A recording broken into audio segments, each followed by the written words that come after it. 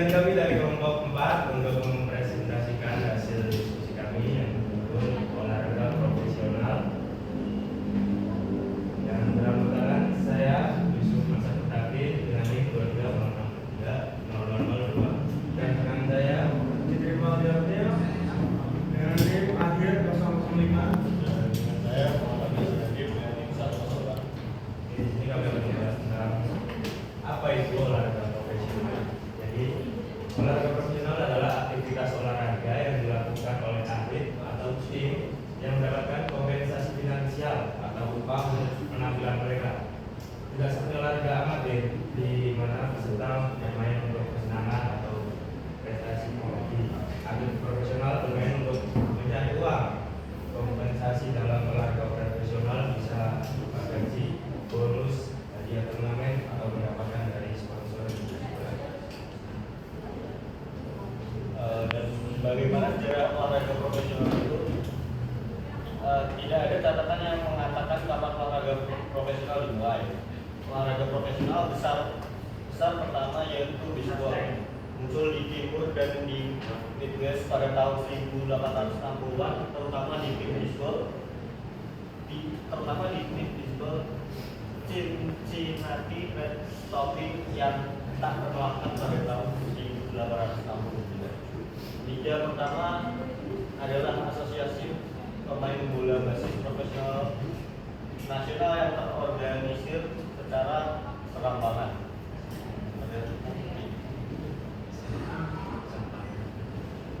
Pada tahun 1871. 5 tahun kemudian jaringan National League atau NL yang lebih berorientasi pada keuntungan. American Association pada tahun 1842 dan American League pada tahun 1901. Bagaimana manajemen pada olahraga profesional akan fokus pada JTV? Jadi manajemen pada olahraga profesional yang pertama ada manajemen tim. Manajemen tim meliputi rekrutmen dan kontrak atlet. Tim harus mengidentifikasi, merekrut, dan mengelola kontrak pemain serta pelatih. Lalu ada pelatihan dan pengembangan, menyangkut penyusunan program pelatihan, pengembangan atlet muda serta menjaga kebugaran dan kesehatan fisik pemain. Selanjutnya ada manajemen keuangan. Yang pertama, pendapatan. Sumber pendapatan utama dalam olahraga profesional merupakan hasil televisi, penjualan tiket, sponsor, merchandise, dan pendapatan iklan. Yang kedua ada pembiayaan tim. Tim harus dikelola layaknya bisnis, jadi berarti menjaga arus kas, pengeluaran untuk gaji pemain, pelatih, dan operasional tim sehari-hari. Yang terakhir pengaturan anggaran gaji atau salary cap. Di beberapa liga seperti NBA atau NFL ada aturan tentang batasan gaji untuk memastikan keseimbangan kompetitif. Selanjutnya ada manajemen operasional. Yang pertama adalah logistik dan infrastruktur. Ini melibatkan pengelolaan fasilitas latihan, stadion, transportasi untuk pertandingan keadaan. Yang kedua adalah teknologi. Manajemen operasional ini yang kedua untuk menganalisis data performa atlet, memantau kesehatan pemain hingga interaksi dengan penggemar melalui platform digital. Yang selanjutnya ada manajemen pemasaran dan komersial. Pertama adalah branding dan pemasaran, yaitu mempromosikan merek mereka melalui kampanye pemasaran, media sosial, dan keterlibatan penggemar. Itu ada sponsor dan endorsement. Ketiga ada brand engagement, yaitu mengelola hubungan dengan penggemar. Hal ini mencakup promosi tiket dan merchandise. Manajemen SDM. Yang pertama ada pengembangan staf, kemudian pengembangan staf pelatih, tenaga medis, ahli nutrisi, sekolah olahraga.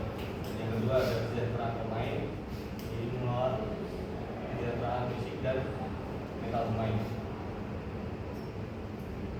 Selanjutnya ada manajemen kompetisi dan jadwal. Yang pertama ada penjadwalan pertandingan, manajemen pertandingan dan turnamen terkoordinasi dengan baik.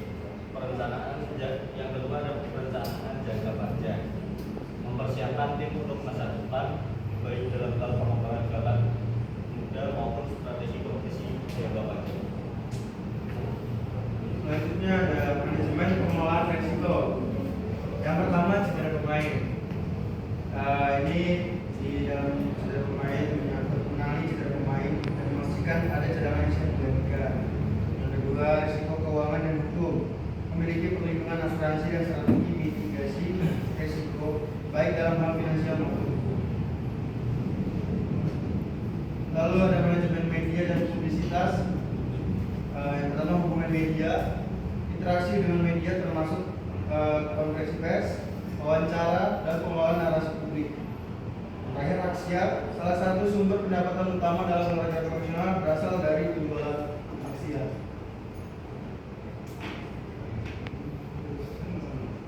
Baik, kesimpulannya dari olahraga profesional adalah olahraga profesional dan manajemen olahraga sering terkait erat.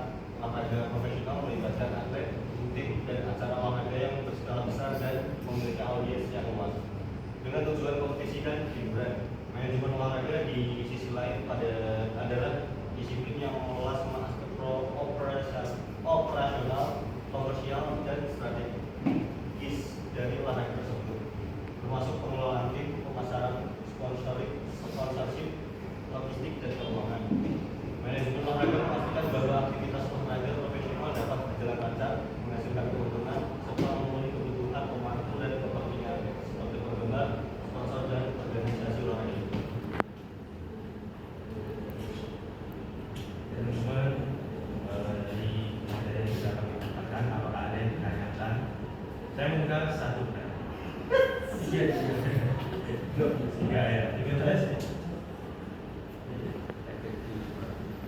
Nah, Nama. Sebelumnya persilakan kepada kami Unit 062 untuk pertanyaan apa saja tantangan Ini berapa? 062. Ya. 062 untuk pertanyaan apa saja tantangan dalam penerapan sistem manajemen olahraga profesional.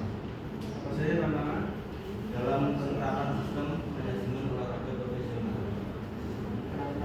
Penerapan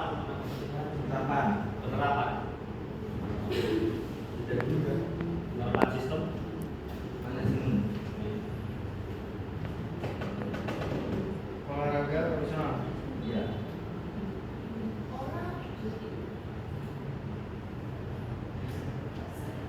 Siapa lagi?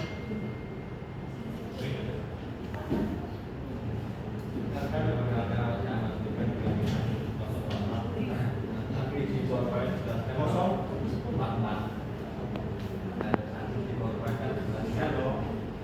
bagaimana olahraga profesional? Sekolah. Mungkin aku mau tanya, bagaimana sih cara manajemen olahraga profesional dengan baik dan benar?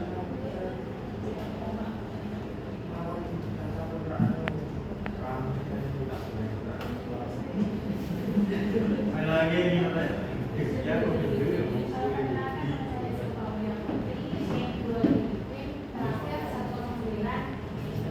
Pertanyaannya, tolong jelaskan lebih detail tentang strategi mitigasi risiko dalam hal finansial. Jelaskan. Jelaskan lebih detail tentang strategi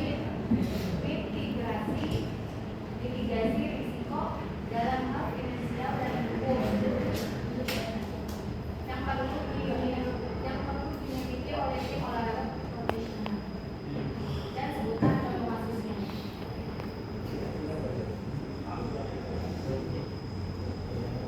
Jadi pertanyaan akan kami sambung. Oke, saya di sini akan menjawab pertanyaan dari Mas Numi. Apa saja tantangan dalam penerapan sistem manajemen olahraga dan olahraga profesional? Yang pertama ada pendanaan dan sumber daya. Banyak organisasi olahraga, terutama di level kecil atau menengah, mengalami kesulitan dalam mendapatkan dana yang cukup untuk operasional, pembinaan, dan pengembangan infrastruktur.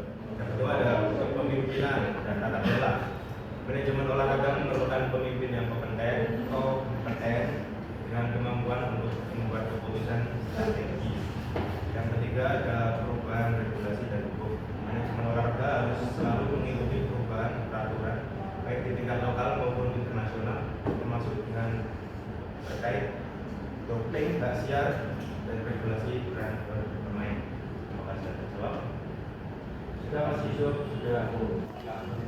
Baik, di sini saya menjawabnya pertanyaan dari Mas Ahmad Solikan. Bagaimana cara manajemen olahraga profesional yang baik dan benar? Manajemen olahraga profesional yang baik dan benar melibatkan berbagai aspek yang saya terkait untuk mencapai tujuan jangka panjang dan pendek dalam organisasi olahraga. Ada beberapa langkah utama dalam manajemen olahraga yang efektif. Yang pertama ada perencanaan strategis, yang kedua ada manajemen sumber daya, yang ketiga ada manajemen tim dan kompetisi, dan yang keempat ada pemasaran dan hubungan masyarakat atau public relation. Yang kelima ada pengelolaan resiko dan kepatuhan, dan yang keenam ada kepemimpinan yang kuat. Dengan memperhatikan semua elemen tersebut, organisasi olahraga akan mampu menciptakan suasana profesional, kompetitif, dan efisien yang mendukung kesuksesan jangka panjang.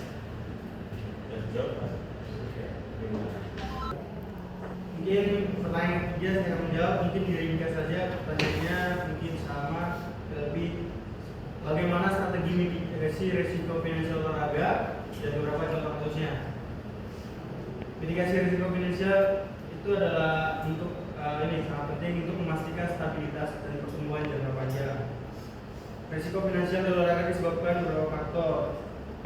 Yang pertama itu ada mati, cedera pemain, kontrak yang mahal, dan beberapa perubahan ekonomi global. Strateginya sendiri, yang pertama ada diversifikasi pendapatan, yang kedua asuransi cedera pemain, yang ketiga manajemen kontrak dan gaji, yang keempat perencanaan keuangan jangka panjang, yang kelima kemitraan komersial yang kuat, yang keenam penggunaan teknologi dan data analitik, yang ketujuh kepatuhan hukum dan peraturan, yang kedelapan manajemen risiko dan makroekonomi.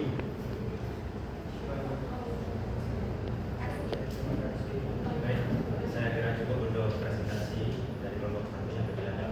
Kesalahan kata maupun